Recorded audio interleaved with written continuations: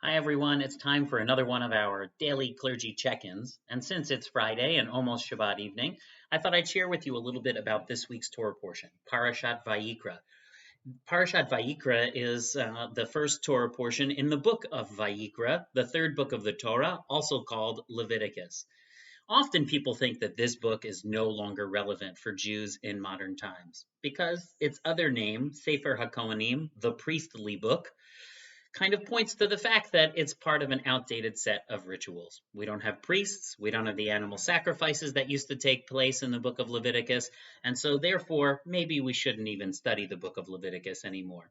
Well, in fact, in our Reform movement's history, there were many congregations that for decades and decades, they skipped right over the reading of the book of Vayikra year after year and only came back to it in more modern times in the Reform movement.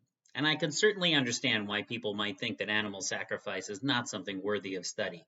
Not only do we not make animal sacrifices, but we also think of our God as a God who has no body and therefore doesn't need any food or sustenance in the way that we human beings do. But I do think that there is still some relevance in this week's Torah portion to help us understand why we should indeed still study it. And in fact, to even understand a little bit about our ancient ancestors, and maybe they weren't so different from us after all. Maybe they didn't think that God was actually eating these animals and other things that were sacrificed in the temple.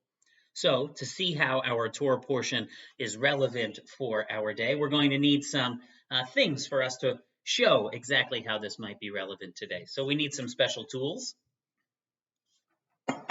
We need some special clothes because we no longer have a high priest, but Aaron had a special apron, and so did all of the Kohanim, or the priests, in temple times.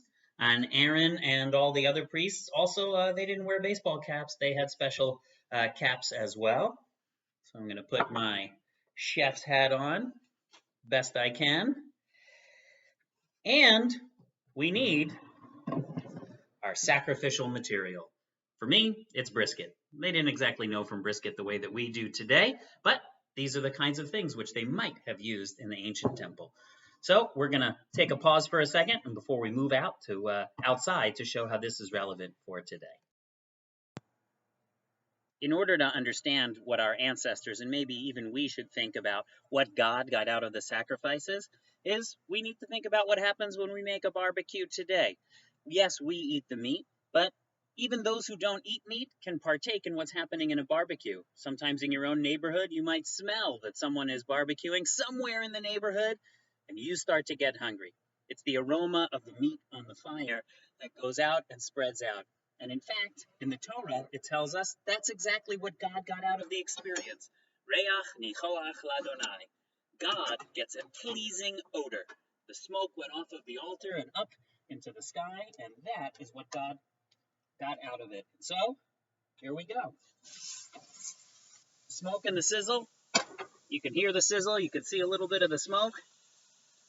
That's what God got out of the experience as well. Even I know from my own experience that sometimes the smell is better than the eating of something.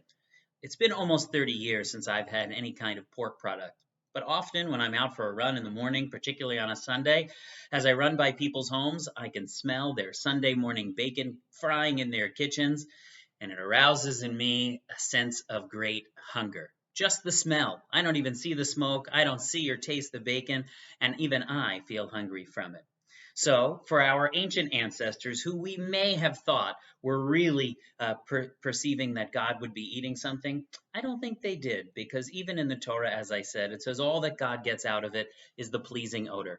And in fact, the priests and others, depending on which sacrifice was being made, went and ate the food. They didn't think that God was actually eating the food.